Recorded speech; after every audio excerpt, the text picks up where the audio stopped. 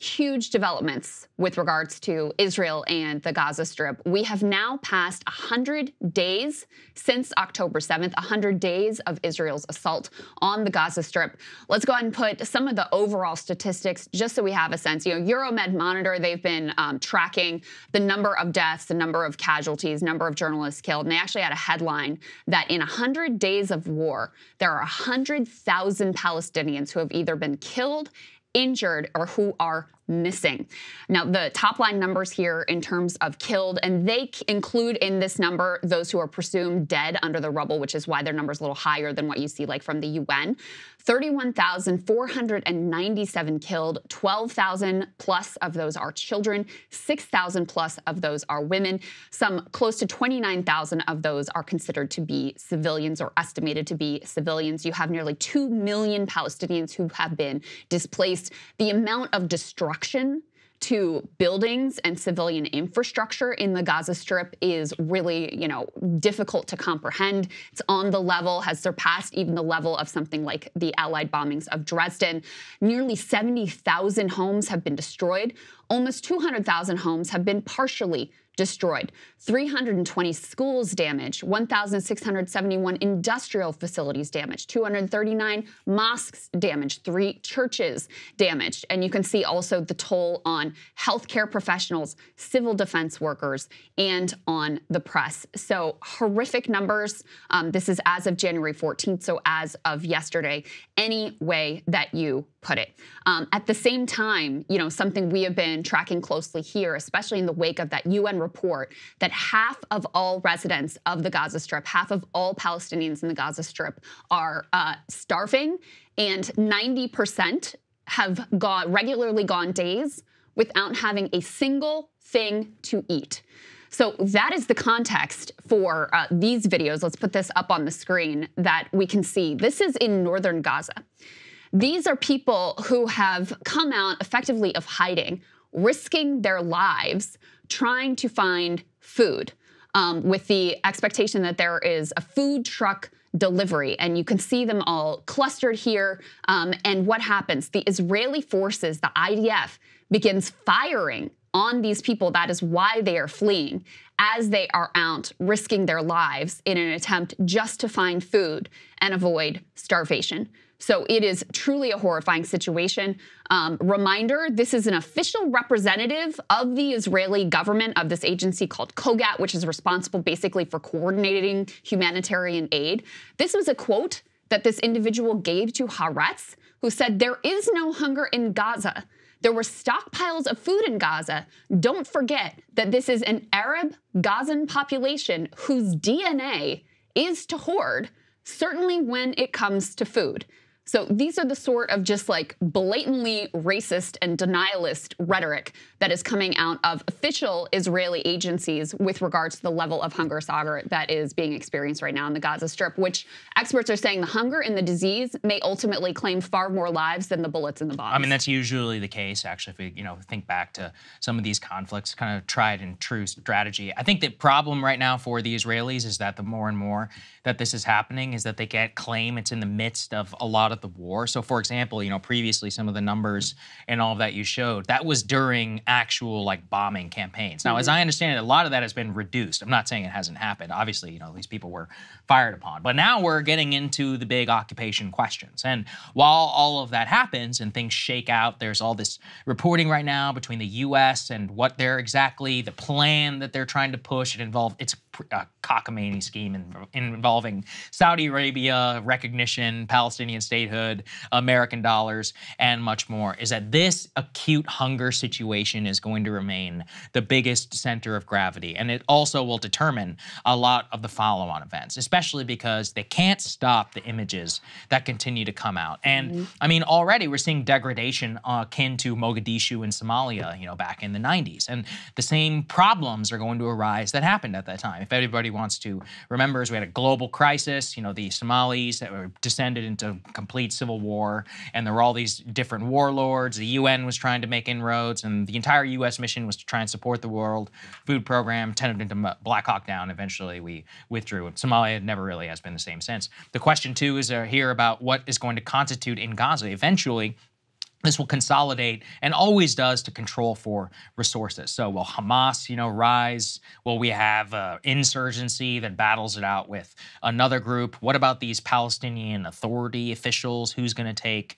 responsibility? The Israelis themselves are going to remain like a security holding where they maintain, obviously, a blockade on some of the humanitarian aid and all of that. Maybe they'll cut a deal with a certain militia. I actually think this is where things could get more messy and more out of control than before. And I mean, we've been saying that now for quite some time, but the hunger situation, the food situation, and generally the questions around the big meta questions around occupation and who has administration and control for this is more terrifying as we move into like more low-grade operations. But at the same time, all things on the horizon say that a new Israeli military campaign may mount in the south. Yeah. And that could kick things off into actually a whole other direction. Yeah, that's exactly right. Actually, if we could go ahead and put up on the screen that Wall Street Journal report about how the Israelis are planning to seize that last Gaza border that they don't control. This is the Egyptian border, the Rafah crossing that we have been discussing quite a lot. And this is a problem for a lot of reasons. Number one, it is obviously a massive infringement on any sort of idea of Palestinian control of the Gaza Strip. That's the number one, and that has, long been mostly a fantasy anyway. It also is really infringing potentially on the sovereignty of Egypt, but also in terms of the humanitarian crisis. So after people were forced out of the north, and the north was bombed to hell in Gaza, they moved to the south. Many people moved to Khan Yunis, was one of the major cities in the south that people moved to. Well, Khan Yunis has now been bombed to hell, and many people have fled from there as well. Where have they gone? Over 1 million Gazans, and remember, there's only roughly 2.2 million Gazans in total, are now clustered in Rafah, in the very place where the Israeli government and the Israeli military are saying they are planning their next offensive. So we're hearing all this rhetoric about, we're shifting to another phase and it's going to be lower grade, et cetera, et cetera. I mean, we haven't really seen that, but this is a massive, massive risk. In this Wall Street Journal report, they say an offensive in the area will be complicated militarily due to the presence of more than 1 million Palestinians who have fled the rest of the Strip, have concentrated in the area. Most of them are packed into the city of Rafah, adjacent to the border, or camping in the areas along the border. Even a limited military operation to occupy a stretch of land a few hundred yards wide would require Israeli forces to push through Rafah city, which straddles the border and areas where the displaced people have gathered in tent camps. Security analysts are concerned such an operation would deepen the humanitarian crisis. So they are, far from finished. All of the supposed U.S. pressure, which has always been nothing but rhetorical, has obviously not shifted or changed their plans whatsoever. Yeah, it also appears, Krystal, that this would be a violation of the 1979 peace treaty between Israel and Egypt. They actually, specifically in the treaty, it limits the number of troops between both nations in the border areas. The other problem is that in terms of tunnels and all of that, I mean, this is the main way that weapons and all these other goods get into Gaza. It's like the #1 highway for Hamas and all of that. So theoretically, I mean, the fighting there could be worse. It also is awful because you got even more of the civilians that are packed into the small area. And it is also, the main way that humanitarian aid has been getting into the Gaza Strip, the limited amount that's been let in. So it could be even further, of a disaster. This one actually probably bears the most risk into a spillover conflict because it involves the Egyptians, and their Egyptian military is already not happy about this. They think that, I think correctly, that they think that if all things, were able, if the Israelis were to do whatever they want, they think that the Gazans would just be pushed out into Egypt. Egypt does not want it. They say they would literally go to war if something like that were to happen. So then the question is about U.S. diplomacy and the pressure that we may exert on Egypt and more. We don't know yet, what this will look like and if this will even be allowed to proceed, if there is some sort of risk of a broader war, or if they'll, openly continue the middle finger to America, continue anyway. And we could find ourselves in a serious situation, even just as serious as the Red Sea, which we're about to talk about. I mean, we're already in a broader war. It's just a question of how hot that is going to get. And just one note on the tunnels, because I know like people understandably think about these as just like a nefarious way for Hamas to get weapons in, et cetera. But keep in mind that for, years and years now, Israel has imposed a blockade on the Gaza Strip, and they have very precisely limited what goods are allowed to come in. And it's not just like grenades that they block. Oh, yeah. It's like things like TVs. potato chips Yeah, that's right. and candy. And it's just completely at their whim what is able to come into the Gaza Strip through official channels. Previously, they talked about putting them on effectively a starvation plus diet and controlling the caloric intake so that people would remain hungry, but not so bad that they would starve to death. Yeah, so that's a lot also of what's coming in through the tunnels, just so people are aware of like the purpose of these tunnels and their totality. Defend the Hamas tunnels. Yeah. And actually, part of the problem with the tunnels was that because it was the only way to get stuff in, the way that these Hamas guys became phenomenally rich is that they control the black. That's actually how they made the vast majority of their money was made on kind of controlling the racket in Gaza. The images of their houses and all that are now public. You don't make that because you're smuggling in weapons. The weapons are what you're able to buy because you can smuggle in potato chips and TV, and in many cases like medicine and other things. Building materials so they can rebuild after the various mowing of the lawns. They're just like the Taliban. They're like a drug cartel, or not. They're like a criminal cartel that also happens to have like a militant arm. That's how they were able to maintain control for such a long time. And some of that was downstream of the blockade, which is part of the problem. And I think though, they're going to go through and they're going to try and clear at least some of these tunnels. But and they haven't really done this yet, in terms of tunnel clearing operations that a lot of people expected, we will see if they're going to try and to take control, to seize control, because this continues to be probably the main way that you're able to have any sort of communication back and forth for the Hamas leaders to be able to get in and out and have any sort of mobility, at least it have been in the past, including Iran and anything that they've been able to send, other countries that have been able to support Hamas. So I'm not quite sure, what it's going to look like, but it could be a nightmare. It really could. Yeah. We haven't yet seen some of the worst nightmarish military scenarios play out with the tunnels and all of that, but we could see it here. It's possible. I think it's also important to point out at this point, 100 days into the war, Israel's stated supposed goal of eradicating Hamas by anyone's estimates, including their own very rosy estimates of how many Hamas fighters they've killed, nowhere close to achieving what they claimed their goal would ultimately be. And now we've said from the beginning, citing people who are military analysts who have studied these sorts of groups, that the idea of eradicating or eliminating Hamas was always sort of preposterous, because in addition to the estimated 30,000 fighters they have, which again, Israel doesn't even claim that they've come close to or even eliminated half of those Hamas fighters. In addition to that, this is a political system, it's a political ideology, and in fact, the more brutal Israel is, the more they starve people, the more they deny them medical care, the more kids you have getting amputations with no anesthetic, the more Hamas members you are creating, the more you are bolstering the Hamas ideology. And we have seen that very clearly with polls coming out of the West Bank. We've seen it very clearly, in terms of the limited information that we're able to get out of the Gaza Strip, that this has actually strengthened Hamas. So if you look 100 days in, Israel hasn't been able to rescue a single hostage. Actually, their forces murdered 3 of their own hostages because they thought they were Palestinians. The only hostages exchanges came during a ceasefire, and they were nowhere close. In fact, they've gone backwards in terms of their stated end of eradicating Hamas. And at the same time, we've always been directly complicit. We've always been supplying Israel, but we just keep getting pulled more and more and more directly into this war. And I do mean directly into this war, and I'll talk about some likely casualties that we have just suffered.